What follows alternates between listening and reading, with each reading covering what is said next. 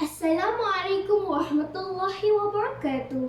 Bak kata pepatah, sebuah buku dapat merubah dari yang tidak tahu menjadi berilmu. Izinkan saya perkenalkan diri. Nama saya Ummu Inara Aira binti Rahmi dan saya berumur 11 tahun.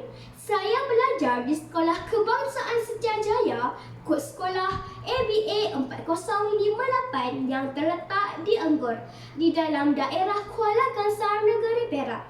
Hobi saya adalah membaca buku berkisahkan alam semula jadi dan berkaitan saiz, manakala cita-cita saya pula ingin menjadi seorang doktor haiwan pada suatu hari nanti. Di dalam video kita kali ini, saya begitu teruja untuk berkongsi isi kandungan sebuah buku yang memaparkan tentang fakta berkaitan mikroorganisma kecil yang mempunyai pengkelasannya dan bagaimana ia bertindak balas dalam tubuh badan manusia yang bertajuk Akulah Bakteria. Jadi, ayo dengar ya. Buku ini adalah hasil karya oleh Amira Farhana binti Muhammad Yunus. Ia diterbit dan dicetak edar pada tahun 2021 oleh Golden Book Distribution. Buku Akulah Bakteria ini mempunyai 30 halaman dan ianya boleh didapati di perpustakaan awam terpilih dan juga di sekolah bagi tujuan pinjaman. Untuk maklumat semua, buku Akulah Bakteria ini adalah sebahagian buku daripada keseluruhan buku yang telah diterbitkan adalah sebanyak 5 jilid buku dan kesemua jilid tersebut adalah berkisarkan tentang elemen-elemen mikroorganisma kecil dan juga virus secara terperinci melalui pembacaan secara santai dan mudah difahami. Aliran cerita di dalam buku ini juga amat menarik kerana ia memberikan pelbagai info tentang bakteria dan disertai penerangan secara visual melalui lakaran-lakaran penerangan bagi memudahkan untuk kita memahami setiap info secara pembahagian bab utama seperti reka bentuk, struktur bakteria, kaedah pembiakan, manfaat, permasalahan bakteria di dalam kehidupan manusia dan yang terakhir, kesan-kesan bakteria jahat. Di sini saya akan cuba kongsikan beberapa info menarik yang terdapat di dalam buku ini.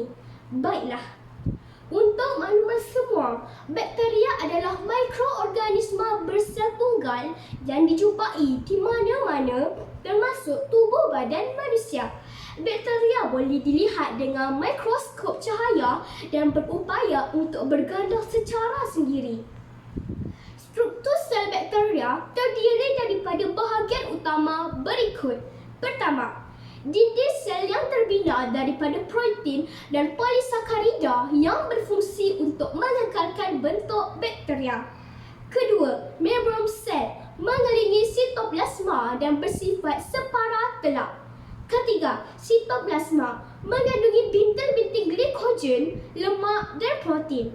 Keempat, bahan nukleus. Bakteria tidak jelas kelihatan. Bahan pewarisan asid DNA terbenam dalam sitoplasma tanpa dikelilingi oleh membran nukleus. Kelima, bintil glikogen ialah bahan makanan yang disimpan dalam bakteria. Pengelasan bakteria yang paling lazim adalah berdasarkan kepada rupa bentuknya yang berbeza.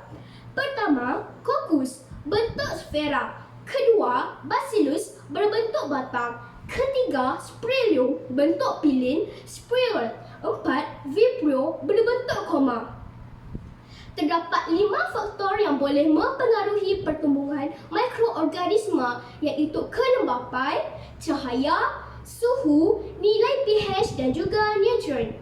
Kaedah pembiakan pula adalah melalui 2 acara iaitu belahan kedua atau dipanggil sebagai binary fission dan kaedah kedua ialah pembentukan spora. Bakteria mendapatkan makanan atau nutrisi melalui 3 kaedah seperti berikut. Pertama, parasitisme. Kedua, saprofitisme. Ketiga, fotosintesis. Kehadiran bakteria baik yang mencukupi meningkatkan keimunan semula jadi.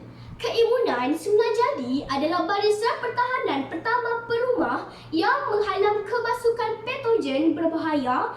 Sebagai contoh halangan fizikal seperti kulit yang mencegah bahan berbahaya tidak diingini daripada memasuki badan.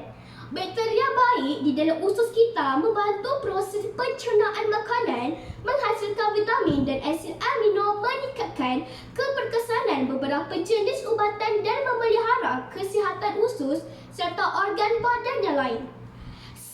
Sebahagian besar masyarakat umumnya mengenal bakteria sebagai parasit yang menyebabkan berbagai macam penyakit. Namun, sebenarnya ada juga beberapa bakteria baik di dalam kesihatan yang dipanggil sebagai probiotik seperti berikut. Lactobacillus acidophilus, Lactobacillus rhamnosus dan juga bakteria Bifidobacterium animalis yang sering digunakan untuk terapi sindrom iritasi usus besar, dan banyak lagi bakteria baik yang terdapat dalam makanan kita. Kebaikan bakteria yang seterusnya ialah peranannya di dalam bidang pertanian. Untuk pengetahuan, nitrogen merupakan salah satu elemen yang penting untuk tumbuhan bagi membekalkan sumber nutrien. Dalam penghasilan dan pembekalan nitrogen yang berterusan kepada tumbuhan, peranan bakteria juga adalah amat penting. Makanan itu satu nikmat yang tidak terkata. Tetapi, cara penyediaan yang tidak bersih boleh menyebabkan kemudaratan pada kesihatan kita.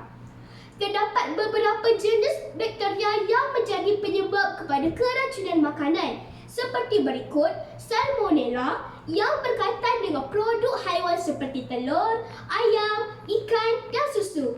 Sayur mentah dan air juga boleh mengandungi Salmonella. E.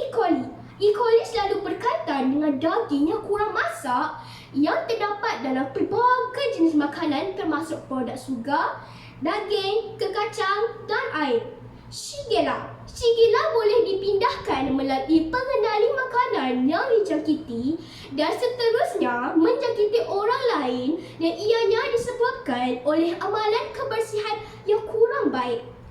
Botulism ini ialah salah satu bakteria yang menjadi penyebab keracunan makanan yang teruk. Botulism terdapat di dalam makanan bertin atau gizi. Dan info yang terakhir ialah berkenaan bakteria kolera. Bakteria kolera ialah sejenis penyakit yang berlaku disebabkan jangkitan bakteria V. Kolera. Punca penyakit kolera ialah pendedahan terhadap sumber air yang telah dicemari. Kolera juga dikenali sebagai penyakit paun seperti cirit birit serta dehidrasi yang teruk. Akhir sekali, saya ingin memberitahu buku ini sangat bagus dari segi informasi yang amat berhubung kait tentang kesihatan kita dan mungkin mampu dijadikan panduan yang baik tentang perilaku berkaitan bakteria ini. Akhir kata dari saya, lagi banyak yang kita baca, lagi banyaklah informasi yang kita perolehi. Sekian dari saya, terima kasih.